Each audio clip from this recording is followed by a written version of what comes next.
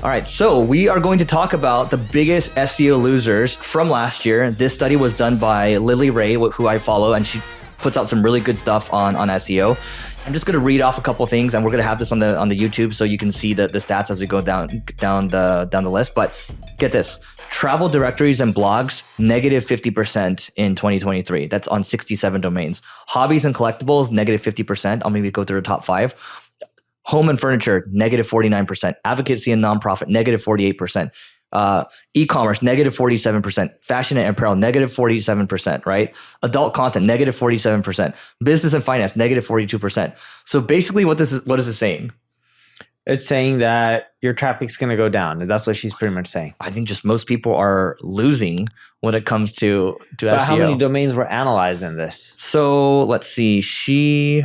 That's a good question. Because there's always someone else who's going to pick up the traffic. Yep. And also one other thing to point out is some of it is controlled by things like the economy. For example, interest rates are high in most countries. People aren't buying homes like they used to buy. They don't have as much of a demand for furniture. The search volume for furniture is just going to go down. Maybe she's talking about the positioning. I don't know if she's talking about traffic specifically, but search volume is down drastically in a lot of those categories. Yeah, so here, I'll just read it. The categories with the greatest average percentage losses in visibility plus number of domains classified in that category shown below. I would say the average per category here, like travel or hobbies or home, the averages are probably around 30 to 40 domains per category. So it's not a super high sample size. And she's saying visibility. She's not necessarily saying traffic. Because I doubt that some of those categories, it's still a good research piece, but I doubt a lot of those categories are seeing a 30, 40, 50% decrease in traffic. That's too high. I would have seen that data like in our system.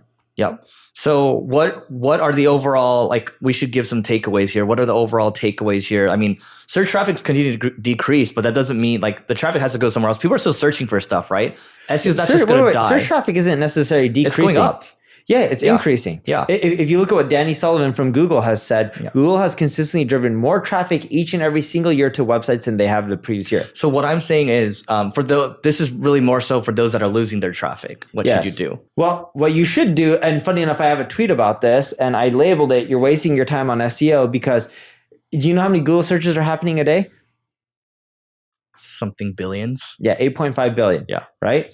But over the last 30 days in our Ubersuggest database, we saw that 94.29% of web pages indexed in Google got no search traffic. And most people believe that SEO is dead. It doesn't mean that SEO is dead. What it just means is you're doing SEO the old school way, being like, oh, let me do keyword research, crank out a lot of Me Too content that is regurgitated and everyone else has already talked about this stuff, put it out on the web, build some links, and boom, I'm off to the races. And we just said in the last episode, people are producing a lot of crap content. Yes. And that doesn't work. If you want to do well in SEO these days, you got to continually update your content. It's why Wikipedia still dominates the rankings, because their content's fresh. No one wants to read 3-year-old pieces of content when you can read 3-day-old pieces of content. The other thing that you got to do is talk about new stuff. Forget AI written articles. I'm not saying AI is bad. AI can help you with a lot of things like research and making your content better. But people want to hear new stuff. Dude, every time you and I post stuff on social media, do you know what the number one factor other than a hook that causes our views to go through the roof? It's usually a trending thing. Or we're talking about something that's new, right? Which a lot of times is trending. News, something that's new that no one else is really talking about, right? So if you create new content, you end up updating your content. You focus on building your authority in the space, so the double EAT. You focus on optimizing your click-through rates, because that's not just SEO, it's marketing, making your content more appealing so people want to click through. You used to have a tool on this. That jacks up your rankings really fast. You got to do other things as well, like figure out more creative ways to build links than just saying, hey, I'm going to go manually reach out to 500 people. And I'm not saying you should buy links. That's bad too. But, you know, you and I have done both the tool playbook. I've done it with Answer the Public, Ubersuggest. You give away free tools. You build more links from that than any form of content that you'll ever post out there. Remember I told you when you bought Ubersuggest, it was for $250, right? 120,000. Okay, even better. So I think I did the math on it, and it basically equated to you're paying like $30 per link if you looked at it from that perspective. And maybe now that the price was half of that, maybe you're paying $15 per link. Plus you have brand equity behind it too. So yeah. And that's the other thing. If you want to do well in SEO these days, if you look at a trend over the past few years, what's really dominated search results is brands. And if you leverage the rule of 7 in marketing, where you go on all the social profiles that you create, because the average social user is on 6.6 social networks according to Demand Sage. But if you leverage more social networks, if you do SEO, you do email marketing, you do text message marketing, you pretty much do podcasting, all the other channels out there. Yes, it's a lot of work. You'll build a brand over time because people will see you. I mean, look, at the end of the day, if you're going to create content, don't half-ass it. Go full ass, right? Like we're full ass on this podcast right now, right? We're a full ass on the other stuff that we like. You know, the collab that we did with Perpetual Traffic, we posted the first video in that series, and that one has like a 7.5% CTR, which is a lot higher than what we usually have because ours like B2B content, right? Are you talking about on YouTube? On YouTube, yeah. And then the average view duration is a lot higher too. Obviously, I mean, that video is 25 minutes or so, but it just goes to show like, it's not just you and me talking about new things, but we brought in new people as well. And we made it a little longer. And like, you got to play the game. Like, not only do you have to go full ass, but you have to play the game for each channel. Like there's a game for each one. It's like YouTube, it's thumbnails, it's your average view duration, right? It's all those things. SEO is a little different now too. You can't just do the same playbook. Just to wrap up on the Citrix one over here. So this was a collaboration with Lily Ray and Citrix, which is like an SEO tool, I believe. Do you remember? Citrix? Not Citrix, the Systrix. Oh, I thought you were talking about Citrix. No, not the webinar. Yeah. But so they analyzed 2,500 domains. They deduped it. As a reminder here, Systrix measures rankings of over 100 million domains and 100 million keywords on Google. So this is the methodology. I just recommend everyone just go read this later. Just type in Systrix. So that's SISTRIX. Lily Ray, you should be able to find it because it's a collaboration. That's another idea. People should do collaborations with these other companies because they're starved for good content as well. And they like hearing from influencers. They're always down to collab with influencers. People are always down to do webinars with you. They're down to do webinars with me. There's a reason. So I think collaborations are one of the best ways to generate traffic and more brand awareness because you're leveraging someone else's audience combined with yours. Speaking of collaboration, we're doing a thing for agency owners called the Agency Owners Association. And I told you who came up with that name, right? No. Syed came up with that name. So when we're hanging out last week, he's like, oh.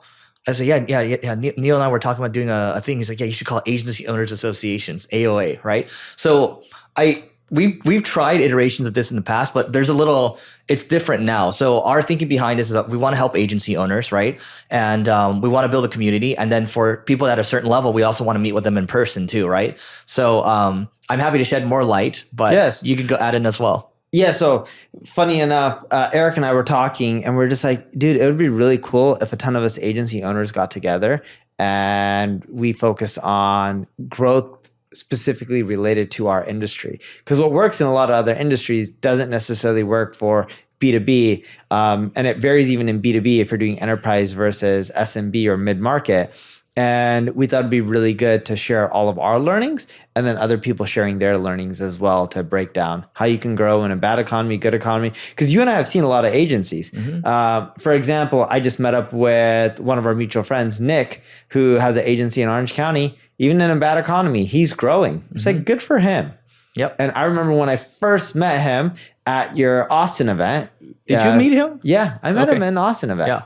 And, I had a long conversation with him. He was much smaller. And I'm like, the dude in a terrible economy has been growing. I'm like, good for you. Yep. Yeah. I think there's a lot of learnings at the end of the day, and agency owners, they need community, and we're in different groups. There's also like different people we hang out with, but sometimes it makes sense to have a mastermind for something that's very specific. And that's what we want to put it together. But how do people go to it? Yeah, they just go to marketingschool.io/agency. We're still trying to get .com. Marketingschool.io/agency. And then they can go there and apply. And then just go there and apply and you'll learn more. So on a side note, going back to the agency topic. Yes.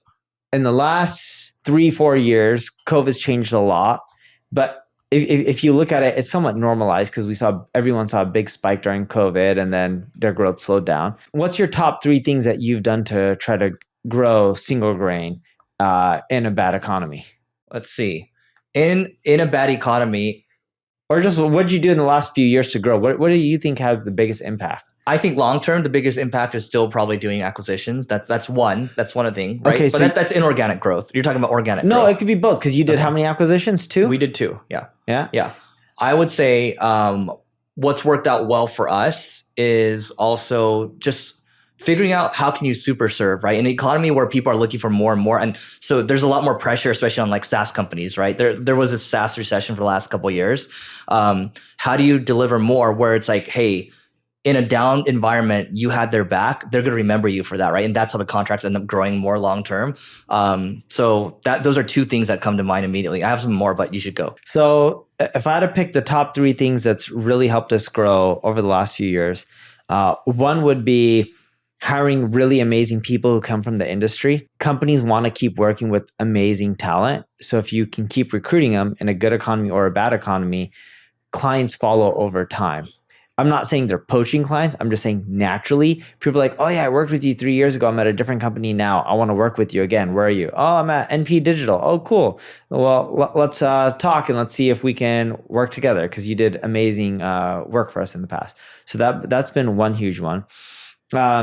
Another big thing that's helped us that I've learned through private equity is churn in our industry goes down drastically if you can sell more service line items per customer. And when private equity shared this data in the past with me, we really changed how we compensate our salespeople. Yes, commission still, but we try to get them to sell multiple service lines to a client. And we don't just say, hey, push whatever you can. A salesperson actually can't just go and convince someone that, hey, you need to buy all this stuff. We do analysis on the business and we figure out what they need. And then based on that, we pitch those service items.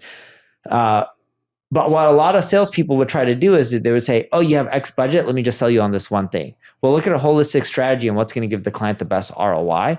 But when they start paying for 3 or 4 service line items, we found that churn goes down drastically. So that's been another big one. And the third one for us is acquisitions, which I know is inorganic growth. But if you talk to Nick, he'll tell you how to do it for pennies on the dollar. And you also know how to do it for pennies on the dollar as well. Acquisitions don't have to be expensive. There's things like seller-based financing and stuff like that. When you look at acquisitions is if someone has one business unit, and I'll give you a prime example of this. We acquired a company called Rebel House. Rebel House is a creative shop that does things like TV commercials. They have like TV commercials with Snoop Dogg and Jennifer Lopez, and the list goes on and on. If they're selling these big brands that they work with, like Marriott or some big pharmaceutical companies, you can end up, or even car companies, you can take those brands like, hey, you keep coming back, paying us for creative. Let us run the ad dollars for that. Oh, cool. Get them good results. Well, now let us run your SEO. Let us run your organic social. So when you buy these companies, you're not just looking at their revenue. You're looking at how many of their customers can you sell on your service and how many of your customers can you sell on their service. That's a good clip. But also Rebel House, is that United States or international? They do English speaking. Got it. And I would say you've also grown a lot through international expansion as well. Correct. Rebel House was Canadian, but they do work for both Canadian and US. We'll expand it now to more English speaking, then we'll work on doing it in different languages. I think another important thing too to keep in mind is that if you're looking to grow, at least, correct me if I'm wrong here, but Nick's your primary, your primary salespeople are practitioners for the most part, correct? Our salespeople aren't really salespeople. They're all SEOs or paid advertising people or account managers. And why is that important? Because then they sell based on what's going to be helpful to a client versus just selling to earn a commission. Yeah. And plus, like, it's when you go to a doctor, like, they have to know what they're talking about, right? If it seems like they're just trying to sell you something, like, oh, you go into a doctor's office, like, oh, you should buy this candy over here. It's like they're not trying to figure out or understand your problems. They're not trying to diagnose you.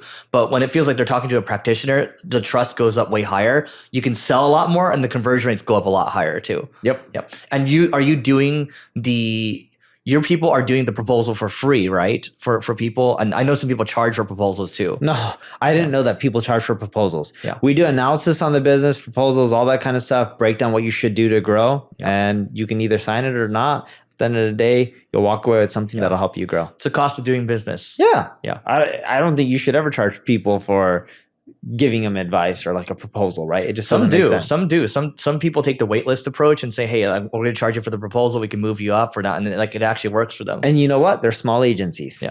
Well, true. They don't make that much money. They take if you're the doing that boutique model, approach. Yeah. you're not making that much money. You're better off taking the normal approach and scaling up and trying to become a much larger company. Yep. The other thing I'll add here, this will be the final thing, is what I mentioned with the takeaways from the founders retreat that I just did, right?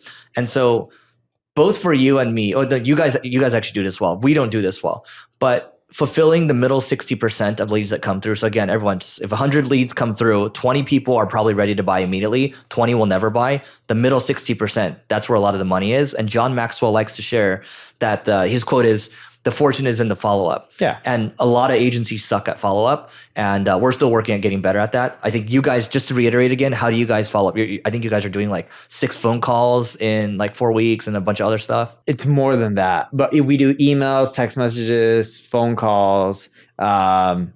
We try to see people in person that have become old leads.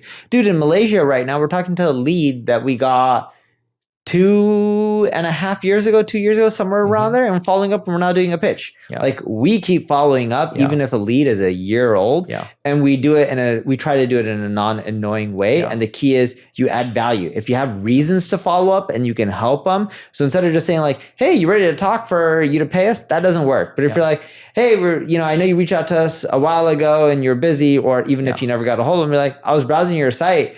There's 6 things that I just noticed. There's a lot more that you could do to fix, but here's 3 of them. And if you do this, you should get ROI. Here's some case studies where we implemented this and look at the results. If you want to discuss the other 3, let me know when you're free and let's get on the phone." So you're not giving them everything, but you're giving them value. And they're like, "Oh, cool. I got a lot of value from this. There's no reason why I shouldn't do another call. Shouldn't do a call with them." This goes back to like, you have to full ass your content, right? It's the same thing again. The quality of your content's got to be good. You can't just say just following up. That's lazy. That just shows that like, you don't want to put the effort to get the results that you want. Yeah, that's right. Yeah. So that's it for today. Please don't forget to rate, review, subscribe. Also, you can go apply marketingschool.io/agency to learn more about the Agency Owners Association. Goodbye.